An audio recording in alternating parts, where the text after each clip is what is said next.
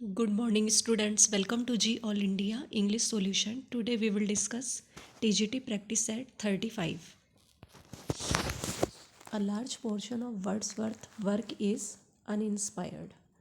William Wordsworth का अधिकतर भाग जो पार्ट है ना, जो भी इन्होंने लिखा है, तो वो ज़्यादातर पोर्शन अनइंस्पायर्ड रहा है, उससे कोई भी प्रेरणा नहीं मिलती.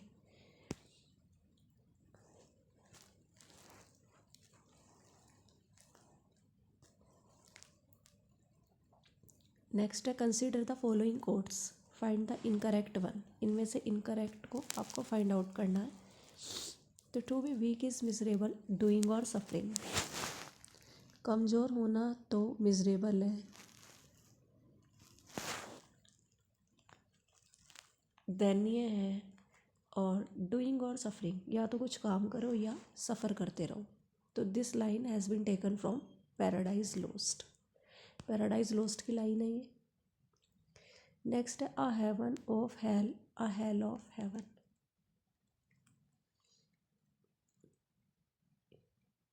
यहाँ पर ये बात बोलते हैं कि the mind is its own place. ये उसी की लाइन है कि दिमाग ही है ना, ऐसा होता है जो अपने आप को नर्क का स्वर्ग बना लेता है, स्वर्ग का नर्क. तो ये भी पैराडाइज लोस्ट की लाइन है. नेक्स्ट है कि better to reign in hell than serve in God.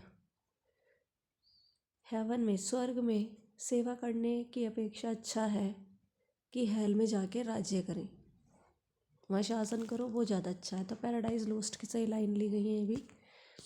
फिर है अवेक अराइज और बी फॉर एवर फॉलन. जागो, उठो या सदैव के लिए गिर जाओ. पैराडाइज रीगेंड की नहीं है, ये भी पैराडाइज लोस्ट की लाइन है. नेक्स्ट क्वेश्चन है consider the following statement regarding paradise lost.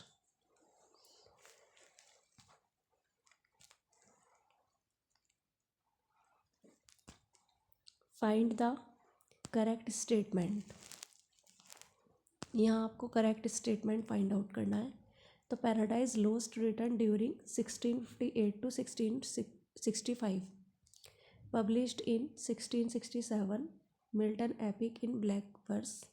It is in the manner of Virgil Aeneid. Virgil के एनिड से की मैनर में है ये पैराडाइज लोस्ट. और ये लिखी गई थी 1658 से 1665 तक और पब्लिश हुई है 1667 में. एपिक है, ये ब्लैंक वर्स में है, और वर्जिल की एनिड का मैनर है. और ये पब्लिश हुई है 10 बुक में 1667 में. जो सेकंड एडिशन आया है वो 12 बुक में आया है, 1674 में आया है. अब इसमें जो चेंज करके आया था ना बुक में पैराडाइज लोस्ट में, इसमें कुछ माइनर रिवीजन हुआ था. और अ नोट ऑन द वर्सिफिकेशन, वर्सिफिकेशन पर एक नोट लिखा गया था.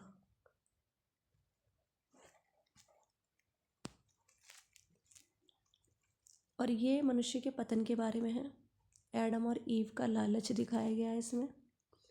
फिर एडम और ईव को ईडन के गार्डन से, स्वर्ग के बगीचे से क्या कर दिया गया, उन्हें निष्कासित कर दिया गया, निकाल दिया गया है.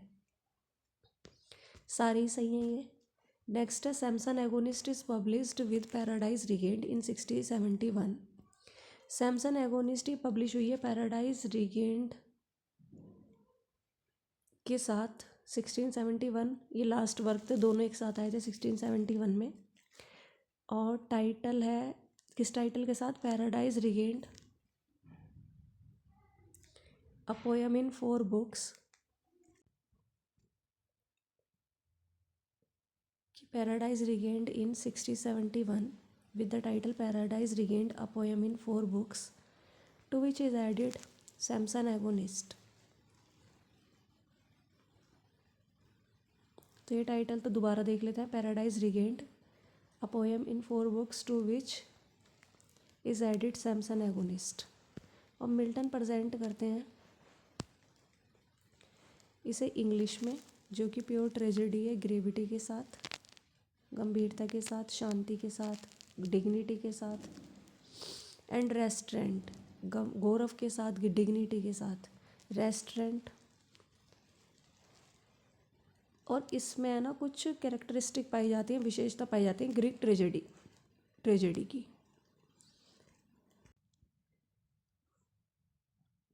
He has made a good use of objective correlative. इनमें मिल्टन ने ना ऑब्जेक्टिव कोरिलेटिव का अच्छा यूज़ किया है। ह्यूब्रिस जो जिसका मीनिंग प्राइड है और वो ट्रेजिक फ्लो होता है। प्राइड मतलब घमंड, ह्यूब्रिस का मतलब होता है प्राइड, और जिसका मीनिंग है ट्रेजिक फ्लो, जो कारण बनती है ट्रेजेडी की। ये फॉलो करती है क्लासिकल यूनिट्स ऑफ टाइम,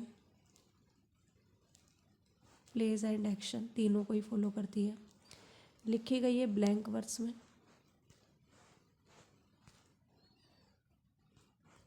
और it is autobiographical in nature.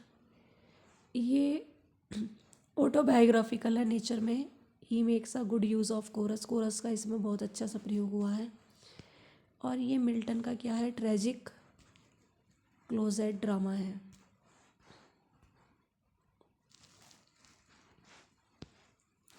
Milton कब पैदा हुए थे, तो ये हुए थे 9 दिसंबर 1608, 1608 में। मिल्टन डाइड हुए थे, गठिया रोग से मरे थे ये, गॉड से, और इन्हें दफनाया गया था सेंट गाइल्स क्रिपल गेट में, सेंट गाइल्स क्रिपल गेट में। और इनकी डेथ हुई थी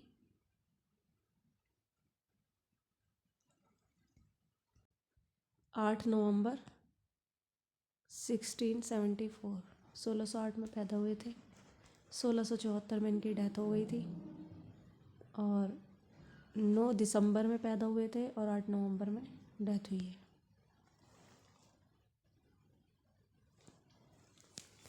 Comus is a mask in honour of chastity. Comus एक मास्क है, किसके सम्मान में, चैस्टिटी के सम्मान में ये लिखा गया है। इसे परफॉर्म किया गया है लुडलो कैसल में, और तब है ना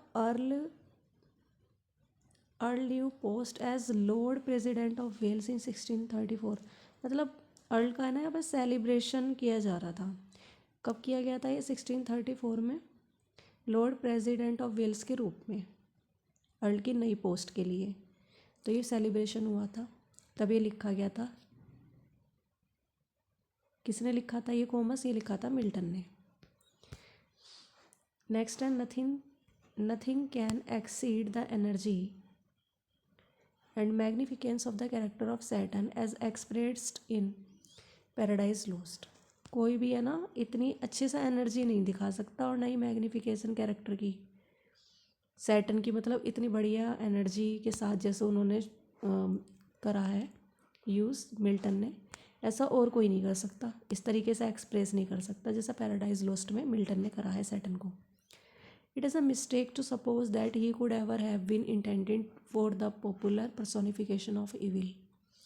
ये तो एक मिस्टेक रही है ये मानना कि he could ever have been intended, कि उसने बुराई को पॉपुलर पर्सोनिफिकेशन के लिए, मतलब उसका इरादा था बुराई को बहुत ज़्यादा पर्सोनिफाइड करने के लिए।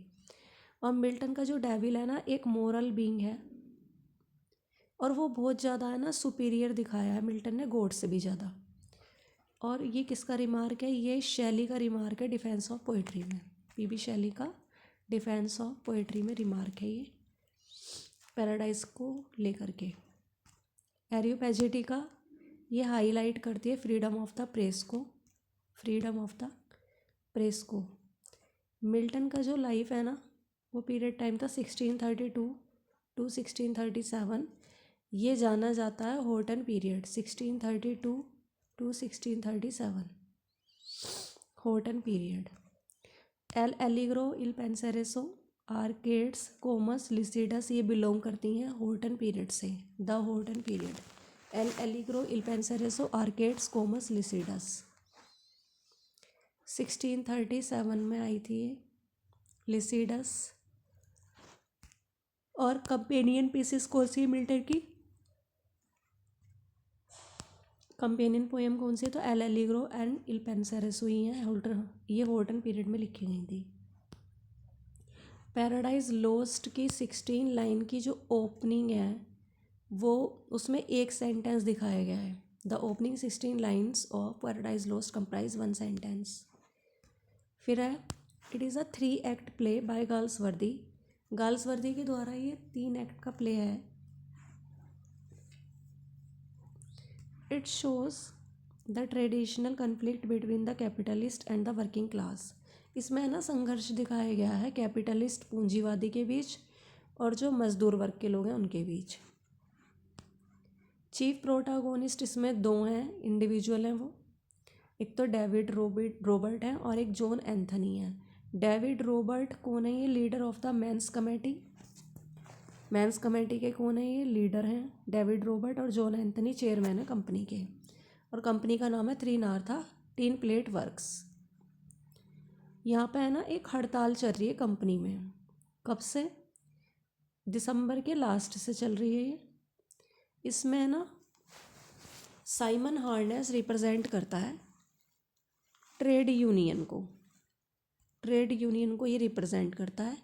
उसने ना अपना सपोर्ट वापस ले लिया है हड़ताल से। जो वो सपोर्ट कर रहा था उस सपोर्ट को वापस ले लेता है हार्नेस। अब जो डेविड रॉबर्ट है वो चाहता है कि स्ट्राइक है ना कंटिन्यू रहे जब तक कि उनकी डिमांड पूरी ना हो। मैन स्टार मनुष्य भूखे मरने लगे हड़ताल में। No one is ready to yield. कोई भी व्यक्ति झुकने के लिए तैयार नहीं था। Situation gets worse and worse. और सिचुएशन है ना दिन पे दिन बदतर होती गई, बेकार होती जा रही थी। Both the side except their leaders are willing to make compromise. दोनों ही साइड के लोग जो थे ना उनके लीडर को छोड़ करके सिर्फ वो कंप्रोमाइज़ करने के लिए तैयार हो गए। वो इच्छा कर रहे थे, वो सोच रहे थे कि हम कंप्रोमाइज़ कर लें, छोड़ दें इस हड़ताल को। और उधर वो भी मानने को तैयार हो गए थे उनकी शर्तें। लेकिन जो लीडर्स थे ना ये दोनों के मानने के तैयार नहीं थे, ना तो जॉन एंथनी और ना ही Robert.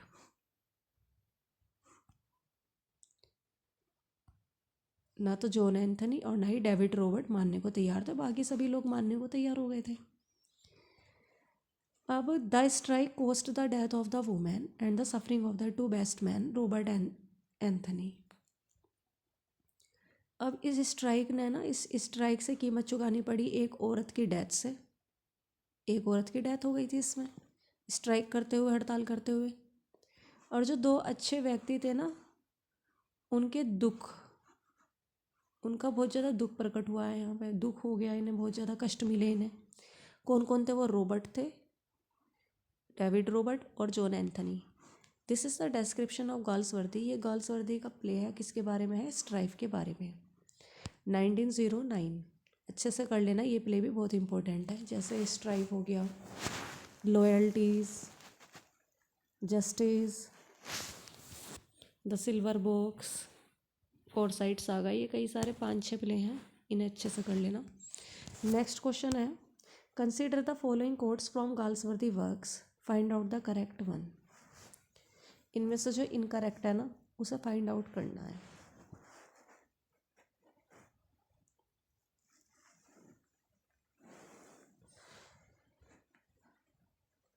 Love has no age, no limit and no death. Love की कोई एज नहीं होती, कोई लिमिट नहीं होती और ना ही डेथ होती है। ये द फोरसाइट सागा से ली गई है लाइन। तो इसमें सभी करेक्ट है, सारे ही देख लेते हैं। Love of beauty is really only the sex instinct which nothing but complete union satisfies. Love of beauty, जो सुंदरता का प्रेम होता है ना, वास्तव में वो सेक्स इंस्टिंक्ट से अलावा कुछ भी नहीं है, जो कि सिर्फ 2 यूनियन को क्या करता है? सेटिस्फाई करता है। 2 लोगों को क्या करता है? सेटिस्फाई करता है। सेंस प्रोग्रेस से ली गई है ये। By love I mean the forgetfulness of self. Love का अर्थ तो मेरा मतलब तो लव से क्या अर्थ है मेरा? कि स्वयं को भूलना होता है, फॉरगेटफुलनेस करना होता है। Unions are frequent in which only the sexual instinct. जो यूनियंस होती है ना, इंसान तो बस किस में लगे रहते हैं? अक्सर देखे जाते हैं सेक्सुअल इंस्टिंक्ट में। और द रिमेम्बरेंस ऑफ सेल्फ, और स्वयं को है ना हमेशा रिमेंबर करते हैं, जबकि स्वयं को भूलना होता है। ये फ्रेटर्निटी से लाइन ली गई है। ये भी जॉन गाल्सवर्दी का है। नेक्स्ट है how beastly women are to each other, कि वुमेन कितनी पशु बन जाती हैं एक दूसरे के लिए। ये विंडोज से लाइन ली गई है।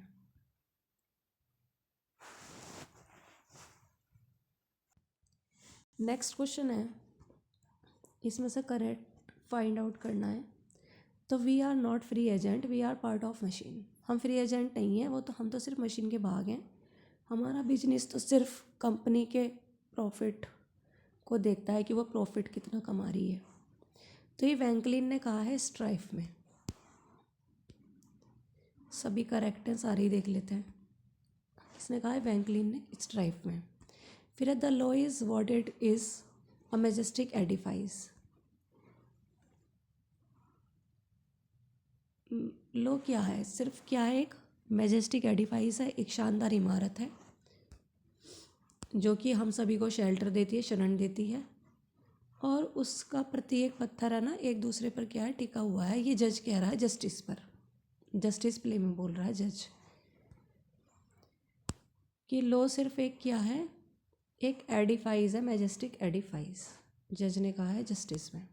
Justice is a machine that one someone has once given it the starting push rolls on of it self.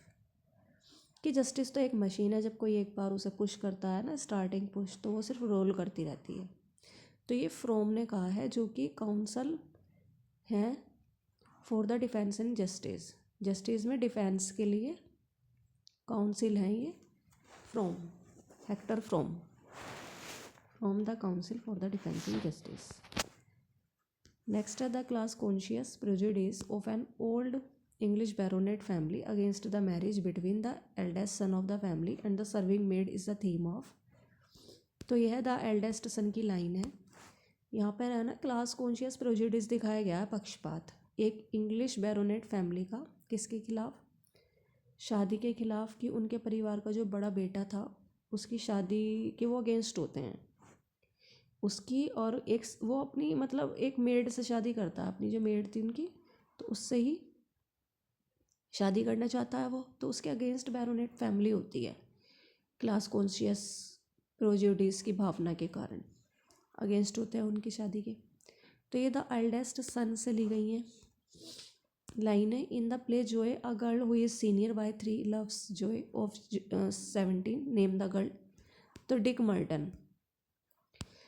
देखो जो प्ले जोए है ना, उसमें एक लड़की बड़ी है 3 साल, 3 साल बड़ी है अपने लवर से, लव करती है वो जोए को। लड़की का नाम है डिक मर्टन, लड़के का नाम है जोए, और अपने से 3 साल बड़े लड़के से वो क्या करती, प्रेम करती है। ये लड़का था 17 का, तो 3 साल बड़ी है लड़की डिक मर्टन, तो ये हो गई 20 की। लड़की डिक मर्टन है 20 की, लड़का है जो है 17 का। किसने अपोज करा था, विरोध करा था लाइसेंस एक्ट ऑफ 1643 का? तो मिल्टन ने।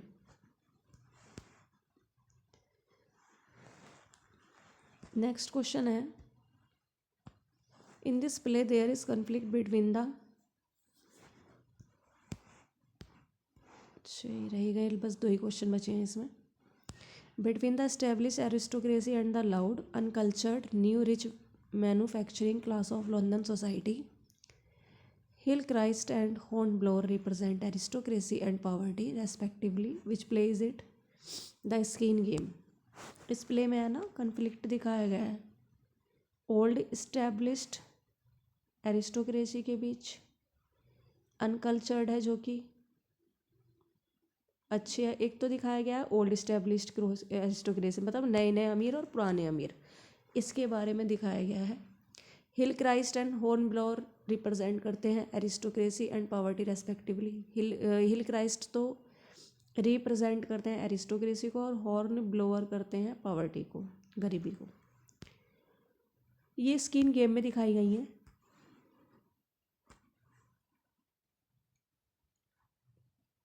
कि नए अमीर और पुराने अमीर के बारे में, हॉर्न ब्लोअर हिलक्राइस्ट के बारे में। The skin game. Colonel hope ये अपीयर होता है जोए में। जोए प्ले है इनका, जॉन गाल्सवर्दी का, उसमें कोलोनल होप दिखाई देता है। जबकि जो जॉन बिल्डर है वो एक अनइमेजिनेटिव, हॉट टेम्पर्ड, मतलब बहुत गुस्से वाला व्यक्ति है। ये अब मैं फैमिली मैन की बात हो रही है, ये कैरेक्टर दिखाए गए हैं फैमिली मैन में। Colonel hope